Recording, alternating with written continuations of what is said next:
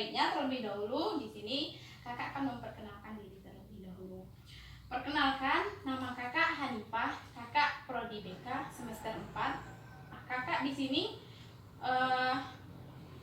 memberi sebuah layanan informasi yang bertema itu tentang kesiapan menjadi remaja.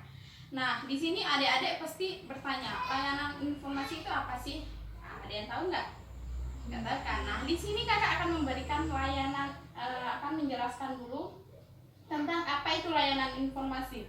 Nah, layanan informasi itu adalah suatu bidang di dalam bimbingan konseling. Nah, gunanya itu layanan informasi itu adalah menginformasikan kepada peserta didik agar nanti kalian bisa tahu gitu. Kebetulan tema kakak yang kakak bawa hari ini yaitu tentang kesiapan menjadi remaja. Nah, dan juga kebetulan adik-adik kakak ini kan SMP kan, SMP ada yang belum pubertas nggak di sini. Nah sebelumnya, dalam poin kali ini sangat berguna sekali bagi adik-adik yang sekarang baru menginjak usia remaja. Nah, kak mau nanya dulu.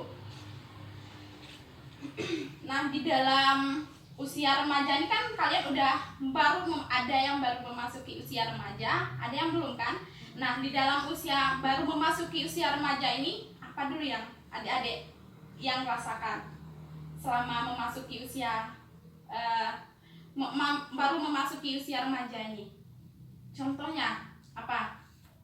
Nah, kakak kasih contoh ya. Misalnya kan kita baru memasuki usia remaja gitu, yaitu ditandai dengan pubertas. Salah satunya yang cewek haid ya. Nah, di sini dalam memasuki usia remaja ini, di sini usia remaja ini adalah usia yang sangat rentan.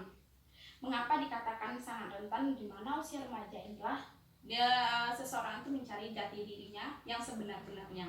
Nah, sebelumnya di sini kakak akan menjelaskan terlebih dahulu ada dua hal yang terjadi pada seseorang dalam tahap kehidupan yang tak terkecuali pada masa remaja. Nah, maksudnya itu ada dua tahap kehidupan yang tidak bisa kita tolak dalam kehidupan kita.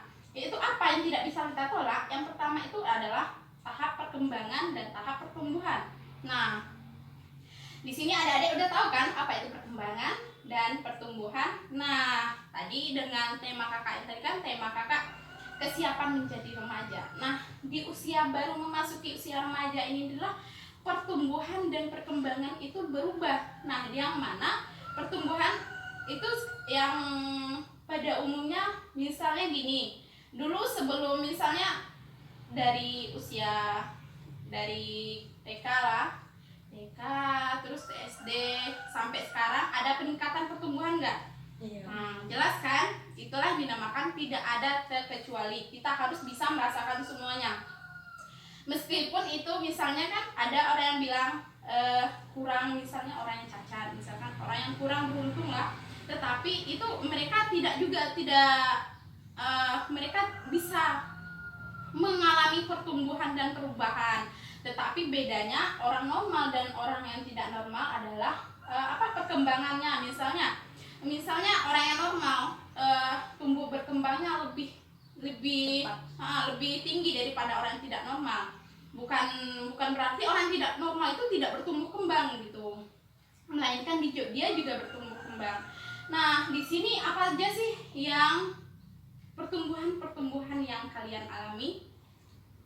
Yang pertama, tinggi badan tentu ya. Nah, tinggi badan itu, misalnya dari kita SD dulu, adik-adik boleh misalnya mengukur ya, habis dari kakak ngasih layanan informasi ini, nanti boleh diukur berapa tingginya nanti.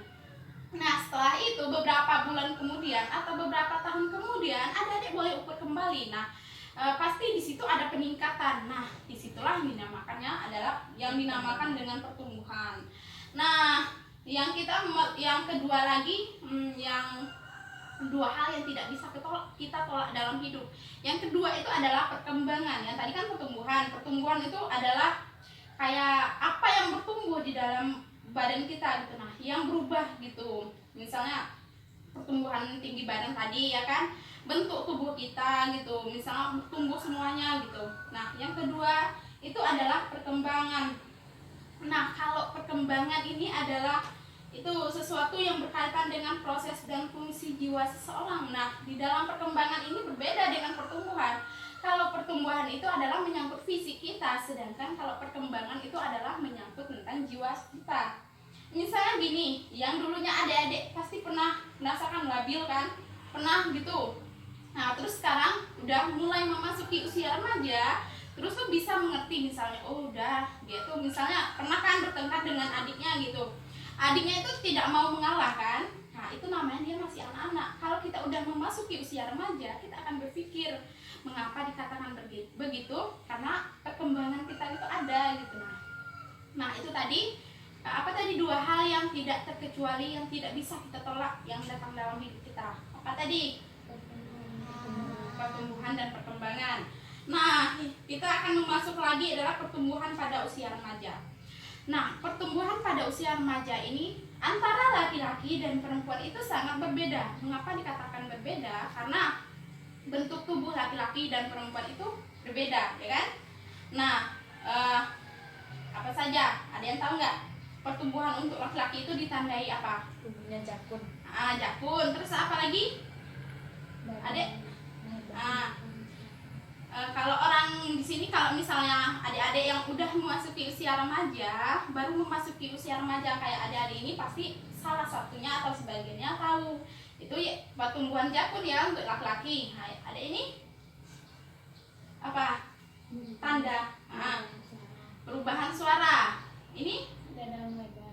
Dada melebar ini tanda laki-laki yang sudah memasuki usia remaja.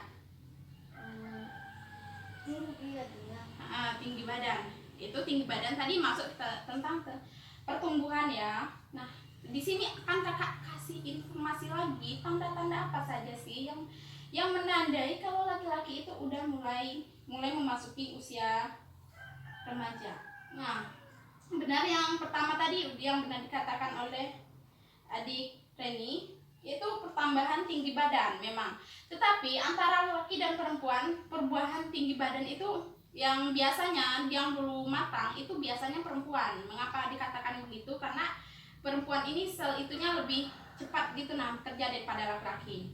Tetapi kalau laki-laki sudah mengalami pubertas, dia akan lebih cepat 2 kali lipat daripada si laki-laki tersebut. Pernah kan melihat gitu? Ini kakak sendiri pernah mengalami, teman kakak kan, waktu SD dulu, kami kan sama-sama usia sama-sama gitu kan. Karena kakak duluan pubertas atau memasuki usia remaja duluan, lalu kakak itu lebih tinggi daripada dia gitu. Nah, atau setahun kemudian teman kakak yang laki-laki itu udah mulai pubertas, ternyata dia jauh lebih tinggi dari kakak itu. Nah itulah yang tadi dinamakan pubertas laki-laki itu lebih lama datangnya, tapi ketika dia udah datang tapi pertumbuhannya akan lebih cepat daripada perempuan. Oke, baik, kita lanjutkan. Pertumbuhan untuk laki-laki yang kedua tadi adalah kulit menjadi lebih besar. Nah, pernah kan kalian lihat kulit saudara kita laki-laki yang udah memasuki usia remaja, kulitnya pasti kasar kan, lebih kayak keras gitu. Nah gitu, itu dia udah ditandai dengan kalau dia udah mulai memasuki usia remaja. Nah, dan juga tumbuh bulu di sekitar misalnya ketiak gitu. Terus apa lagi? Kumis. Kumis misalnya. Ya, jenggot mungkin kalau di usia remaja belum terlalu kelihatan, tapi kalau dia udah mulai memasuki usia akhir remaja, nah itu akan mulai tumbuh itu. Nah, tumbuh bulu di sekitar kemaluan, nah itu menandakan kalau dia udah mulai memasuki usia remaja.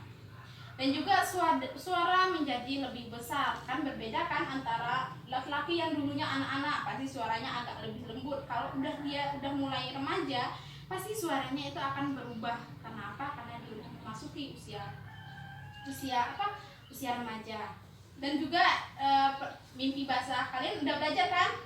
Nah, juga di dalam pelajaran itu juga udah dikasih tahu kalau bahwa di mimpi basah itu ditandai kalau dia tuh udah balik ya. Nah, kita lanjutkan pundak dan dadanya lebih melebar dan besar. Nah, itu tadi berbeda dengan perempuan. Kalau perempuan itu dadanya kecil ya, di sininya. Tetapi kalau laki-laki pundak dan dadanya itu